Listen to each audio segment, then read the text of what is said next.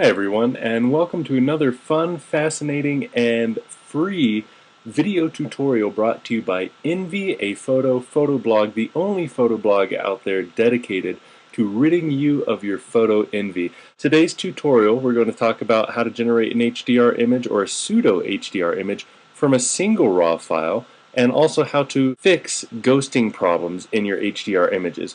Ghosting problems, ghosting artifacts are caused generally when you have a moving object in your scene. So we're going to come on down here and select the lightest of our original raw images for a couple of reasons. I really like the composition of the moving car right here. I like the sense of motion in photographs. Also, I like the position of the people here and the position of the other cars over here.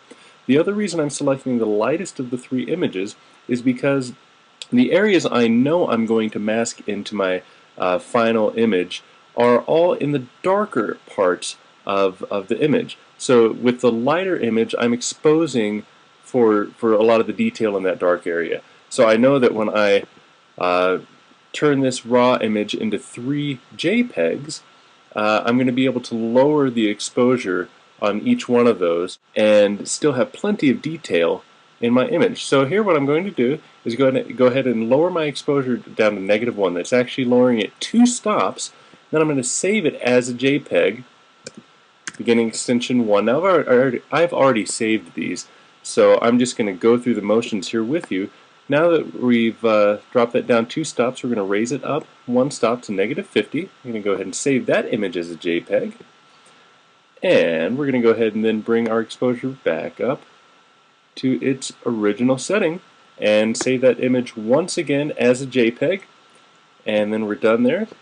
And we can go on up to our 3 JPEGs here, and we're going to come on into Photomatix Pro, generate HDR image, and we're just going to take these 3 that we have selected and drag them on over, drop them in there. We don't need to click Align Source Images because they all come from the same exact image, so we know they're going to be aligned, but we're still going to click Reduce Noise. And now we have our HDR image. We're going to go ahead and press Tone Mapping just like we normally do.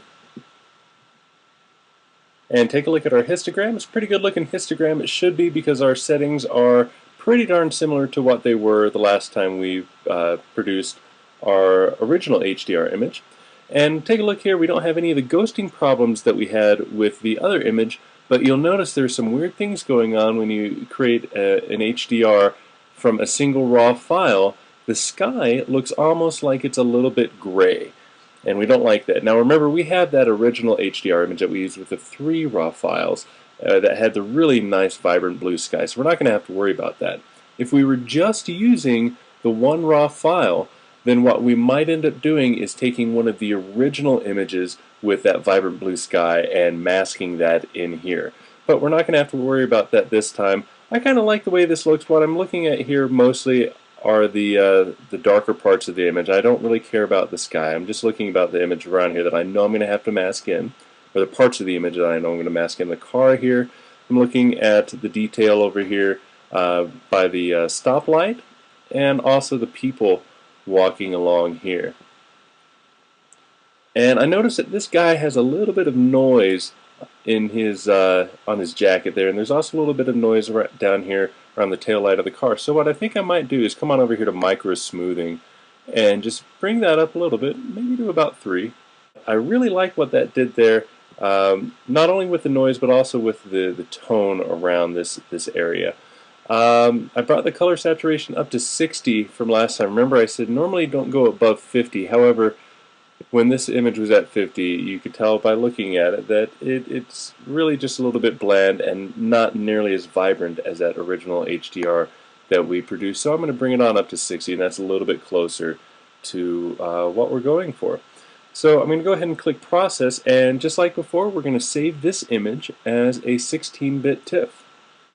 Okay, now that we have that saved as a 16-bit TIFF, we're going to come on back into Bridge and select that pseudo-HDR that we just generated, and we're going to select the original HDR that we created with the 3 raw files, and going to come up to the menu item Tools, come down to Photoshop, and this is only available in CS4 and later. If you have CS3 or earlier, then you're not going to have this option to load files into Photoshop layers. We're going to go ahead and click that. Now if you have CS3 or earlier, what you're going to need to do is open both of those files as their own documents and then copy one into the other. Now that these images are loaded into individual layers, I'm going to go ahead and select both layers by clicking on the top layer here, and then I can press Command, or if I'm working with multiple layers, I can click on the top layer and press Shift and then click on the bottom layer, and that's going to select all of the layers. And I'm going to come up to Edit and select Auto Align Layers and press OK. Now that our layers are aligned, I'm going to go ahead and create a layer mask for our top layer. This is our pseudo-HDR layer. I'm going to come down here to this layer mask icon, just select that. You'll notice that it's filled with white. It has a white layer mask on top of it right now. Now I'm going to change that to black. I can come over here to Edit, Fill, and fill with black, press OK. But that's an awful lot of options, and I really like using hotkeys or shortcuts, so you can also invert your layer mask by pressing Command I, and that brings it back to white. But I wanted it black, so Command I again, going to go ahead and invert that, and you see now we don't see our original pseudo HDR, we only see our original HDR. That's because our pseudo HDR is covered up by the black, even though its layer is still visible. What we want to do is punch through the layer mask to reveal the unghosted parts of our image. So with my brush selected, pressing B to select the brush, I'm going to come up here and select a brush about 300 pixels, and I'm going to go ahead and keep my opacity up at 100%. And the biggest culprit in this image is definitely the car racing by. So I'm just going to paint onto this layer mask the areas that have the ghosting problems. And you'll notice that it really fills in that car. It gets rid of a lot of the weird stuff that was going on, but because we generated that pseudo HDRi, we really have a seamless transition from the one image to the other. Now there were a couple other areas here that were affected by the ghosting problems. I'm going to zoom in to 100%. And looking down here, you'll notice, man, that looks almost like it's a bad 3D image. So we're going to go ahead and decrease our brush size. I'm just using the bracket keys over here. I'm pressing the left bracket key to decrease my brush size. You can also press the right bracket key to increase the size. And I'm just going to come over here and, like magic, voila, I am removing all of those ghosting artifacts. And even over here with the people, if you look closely, they've got some weird stuff going on because they were moving when I took my 3 exposures. So I'm just going to come on over here and mask them out. Now if you look over to the mask icon, you'll see the areas that I'm punching through the mask with my brush.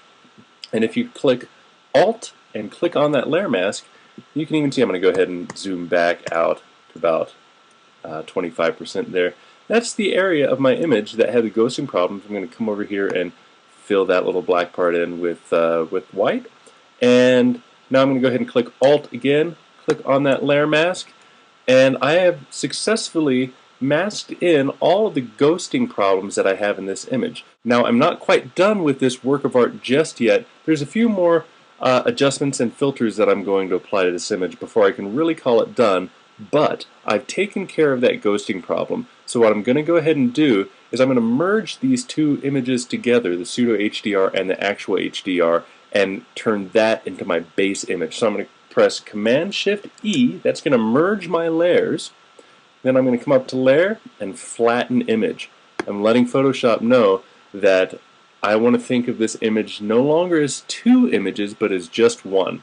This is also going to allow me to save the image if I want to as a JPEG or as a 16-bit TIFF. And that concludes this tutorial on how to generate an HDR image from a single raw file and how to correct ghosting problems in your HDR images by masking in from one of the original images. Have a great day. Bye-bye.